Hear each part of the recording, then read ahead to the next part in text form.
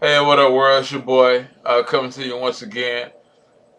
Dear God, I come to you today asking you to help me to help me with my situation.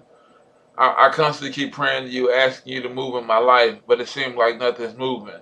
I come to you and I ask that you help me in my broken heart, but it seems like my heart is still being broken into pieces. I come to you asking that you help me to better my situation in life, but it seems like I'm going through even worse than I was before. Dear Lord, I come to you and I ask you to help me with my kids because right now they're experiencing things that I don't quite understand. I can't quite get a hold to help teach them to be, teach them to go through things, teach them the right way. Dear Lord, I come to you asking that you step in on my behalf and help deliver me from whatever trial and tribulation that I'm going through. It seems like sometimes when I pray that my prayers are falling on deaf ears, that no one's listening, that you have forsaken me, that you have left me. I feel abandoned right now. And those are the prayers of a lot of people. A lot of people are feeling that way right now. Understand this, that God is not ignoring your prayers. Sometimes God is preparing you for something and He's just sitting back waiting for you to do the things that you need to do in order to receive those blessings that you're asking Him for. A lot of times we believe that if God's a clap on God, that He's a genie, and that He's a microwave God. That as soon as we ask God for something, that it's going to magically appear and it's going to happen right then and there. The Bible says, "First, faith without works is dead." Um, I like to use this analogy. I just want to leave you with this analogy. One time when I was in high school, I had a class. I had a chemistry class. I wasn't really prepared for the exam.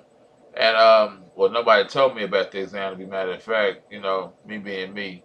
Um, so I had a lot of questions. I raised my hand during the test. And the teacher told me, "Mr. Daniel, put your hand down." And so I kept raising my hand, and she kept saying, "Mr. Daniel, put your hand down."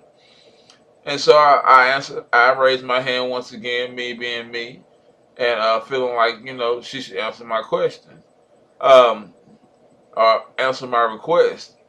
And she said, "Mrs. Daniel, put your hand down." And one thing I did, I said, "Man, I'm going to tell my mama," and and I'm going to tell the principal. And she said, "Well, go to the principal's office. He's right down the corner anyway. And matter of fact, call your mother because I've been meeting. I want to meet. I want to meet with her anyway." And with that being said, after the class, I went up to her and I said, "Ma'am, why wouldn't you answer my question?" And she said, "Darren, I answer questions during teaching time, not during testing time." So that's the same thing that God is saying.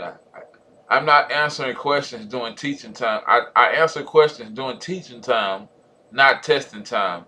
So when you feel like God is not answering your questions, or He's not answering those prayers that you're sending up and you're requesting, all He's saying is that it's teaching time. So I encourage you just to keep the faith and to stay strong and to pass that test because the test that you're going through, a lot of us want to go through tests. A lot of us want to have testimonies with no test. So God's just giving you a testimony that you may be able to bless someone else about things that you're going through because He will do what He said He'll do and He will bring you out of that situation. But He's waiting to give you a great testimony that may help someone else, that may uplift someone else and help them through their situation. Always remember, God never allows you to go through something just for you. He allows you to go through something that you may be a blessing to someone else to help them through their situation. So just remember, when it feels like at times the God is not answering your prayers, just know it's testing time.